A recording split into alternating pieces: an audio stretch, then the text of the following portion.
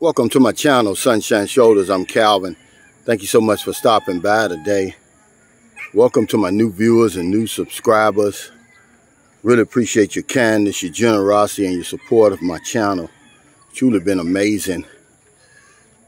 It's Wednesday morning, not quite a week after the typhoon. I made it home on Sunday. I just want to give you a little update on my house. As you can see, it's standing tall. I'm proud of that. I want to give another shout out to Rock Engineering for doing an outstanding job. You know, sometimes when you hire construction workers anywhere, you're taking a risk. And this one paid off. Now, when I show you my wall, you're going to see that that's a risk that hasn't paid off. I'm probably going to have to hire someone else to finish the wall. Here's that silver. On one of my videos, I was showing you about that shiny fence that fell down. And here's that. Imagine that. That's one of the bamboo poles. Like these are bamboo poles that crashed into my house from all the way over there. He's rebuilt his fence. But I'm going to have to get somebody to finish my wall. They haven't shown up anymore. They showed up the day after the typhoon trying to get another advance. And to my girlfriend's credit, she did not give it to them. She actually showed them the damage. You can see this was bent. They came, they've got a spotty work record, but they show up the day of the typhoon. See, a lot of people were saying, hey Calvin, you should have been better prepared. Well, you don't understand, in this area, even in Cebu, when there's talk of a typhoon, it's usually in reference to getting like the remnants of the typhoon, the wind, the rain, not actually getting hit by the typhoon. And everybody around this way was thinking that way. And that's why he showed up on that day.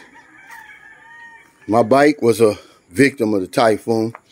The 7 bags, how many bags is that? 3, 6, 7 bag fell over. You can see it's bent. I'm going to have to take that today and get that fixed.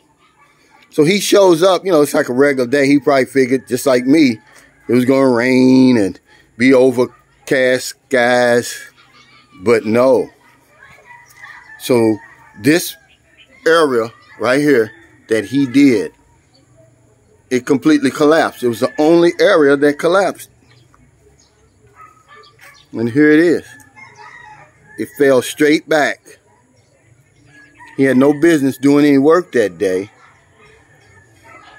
And then had the nerve to show up asking for another advance. You see my little roof sustained some damage, but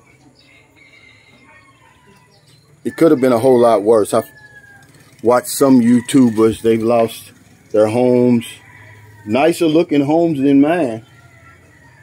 I'm even going to show you. I'm going to show you something that I was surprised of, because this is one thing I was thinking about. This here, I thought this was going to blow off, but it didn't.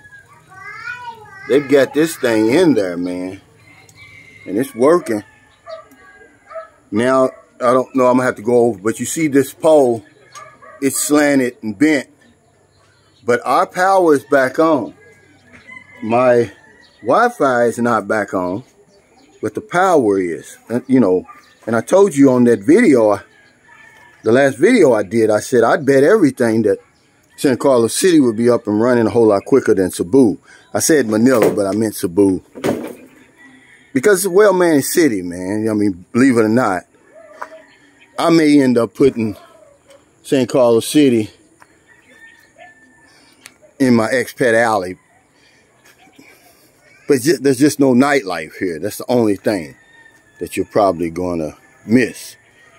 This is my workout mat. I'll be doing my exercises today. Because you really can come here and get your feet wet without missing out on a whole lot. You got to go. It's not that far from Cebu. It's about 2.5 hours from Cebu City. It's about 2 hours from Bacolod. It's about 4.5 hours from Dumaguete. And once you get to Bacolod, see, you got to realize another 45 minutes to Iloilo City. But yeah, my wall is basically the same as it was the last time, except they have done some work back here, as you can see. That one area collapsed the same day he did it. Fell right back. Now my neighbor, he did put the pole, because this pole was in the ground. The typhoon pulled it out of the ground. He set it down and I guess patched it up with some cement. This is the one that we're going to probably have to, according to the guy, he's going to cut it and weld it back. So with all my videos, I really don't know when or if this video is ever going to get uploaded. I want to show y'all this volcano. It's out today. It looks like just a big, like a standing guard over there looking out over everybody. But for the most part, in my area, in the city proper, because I went over John's yesterday, his power's back on. Things are getting back to normal. But remember, there was a mental toll that people suffered. We always seem to look over that. We always seem to look at the physical part of it. And a guy told me, he said, hey, what do you mean you questioning yourself? You didn't even get hurt, he says. Nothing, you didn't lose anything. There was no damage. He has no understanding about the mental aspect of it, man. I was terrified. It's on the 46th floor. I'd never been through anything like that. My girlfriend's motorcycle didn't sustain any damage at all. I mean, I didn't know if I was going to live or die. Yeah, it's easy for him to say that.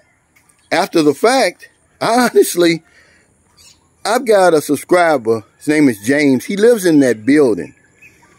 Matter of fact, I'm going to use our picture together. We took a picture together the day after. He lives on the 38th floor. He's told me the same thing. He said, man, I was terrified. He said, I didn't sit down the whole time. Now, imagine being on the 38th floor. You got your air conditioning unit in the window. The wind was so powerful, it blew his air conditioning unit onto the ground. That would have scared me to death. He said that's what got his attention. But yeah, there's a mental toll that we never even look at during these disasters. Guys, it's going to take a while for people to recover from that. But I've been through one traumatic experience before with the SWAT team in Louisville, Kentucky. They invaded my house by mistake. It was a real SWAT team. And when I went to talk to a psychiatrist, and I was worried about my children, he said, Calvin, as long as they feel loved and protected, he said, they'll recover. And that's the way I feel today about people who were fortunate enough to survive, because this guy who made that comment doesn't realize that the last report, over 200 people had lost their lives.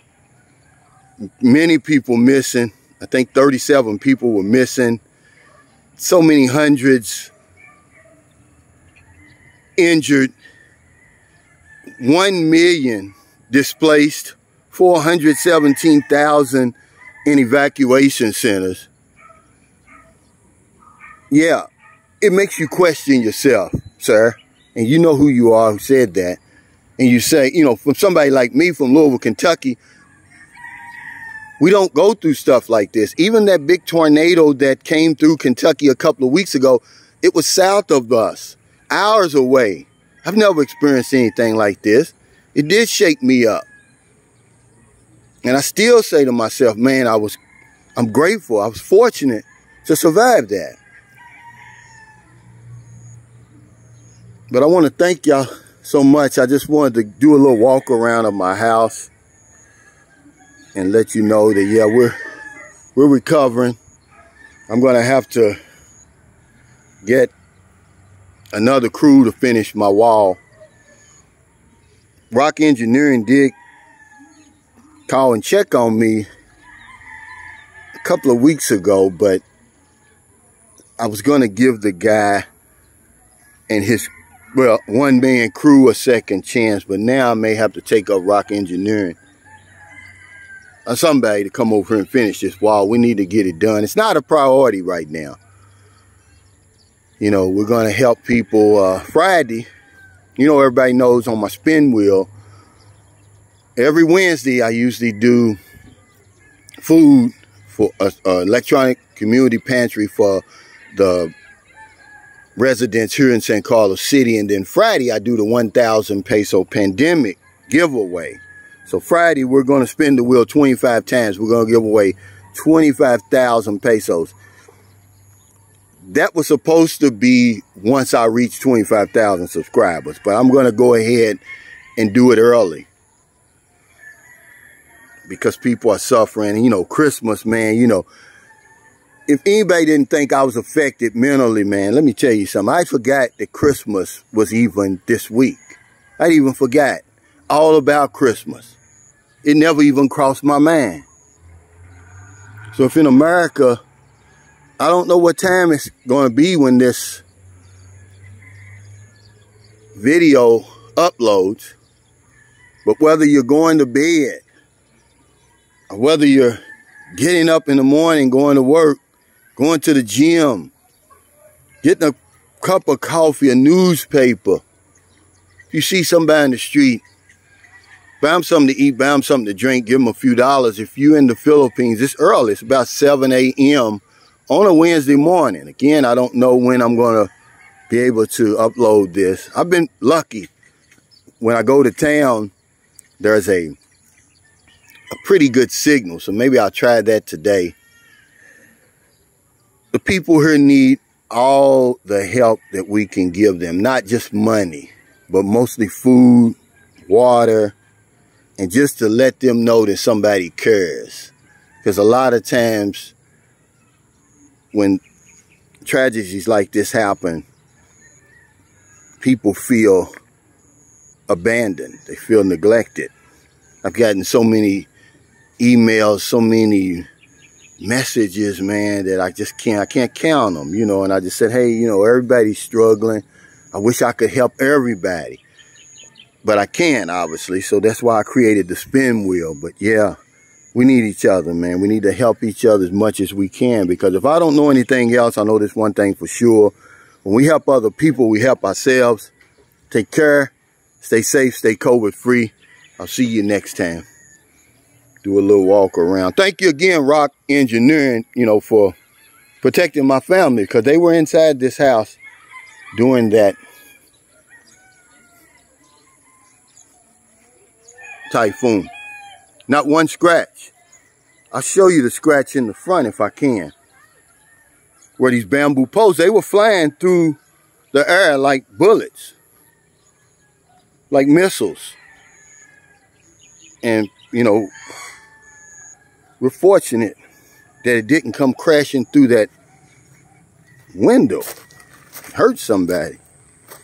But you'll see just barely a little bit of scratch in this area here, guys. You'll see it if you can. It's small, but it must have scared my girlfriend to death. But that was all it was. These houses are built for typhoons and earthquakes. Take care, everybody.